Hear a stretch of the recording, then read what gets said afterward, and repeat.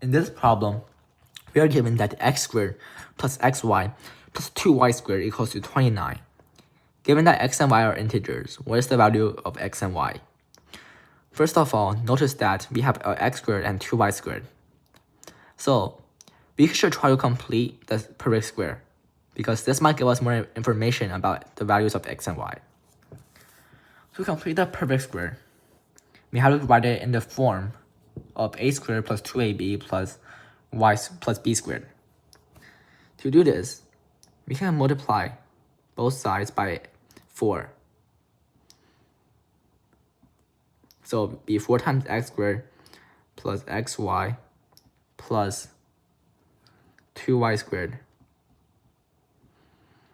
which equals to 4x squared plus 4xy plus 8y squared.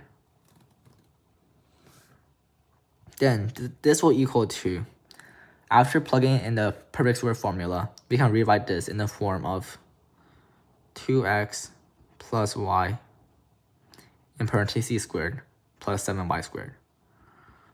So we have rewritten this as the sum of two squares, and this equals to 116. Since 2x plus y squared is greater than or equal to 0 by the properties of perfect squares, so 7y squared will be less than or equal to 116. So the absolute value of y would then be less than or equal to 4, because y is an integer. So then we can split the problem into two cases. The first case is that the absolute value of y is less than 4. And then you'll get that if you just try and see what happens when the absolute value of y equals to 0, 1, 2, or 3, you'll notice that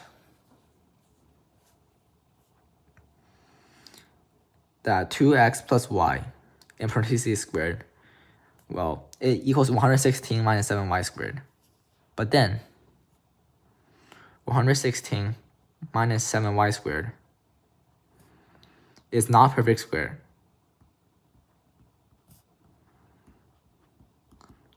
This will not satisfy the conditions because we need that 2x plus y squared equals to a perfect square.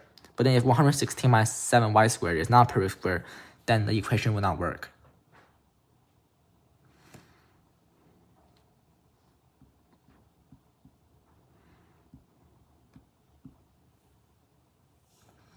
So then, the second case would be that the absolute value of y equals to 4. And then we can just plug in the value. So we'll have 2x plus y squared equals to 116 minus 7 times 16. 7 times 16 will equal to 112. So 116 minus 112 equals to 4.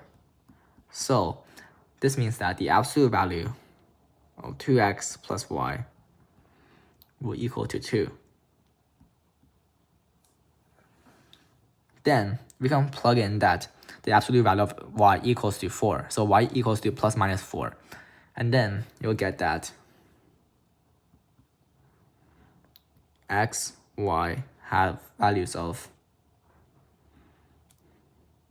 -1, 4, 1, -4, -3, 4, or 3, -4. So these are the 4 possible values of x, y. And that is how you solve this problem.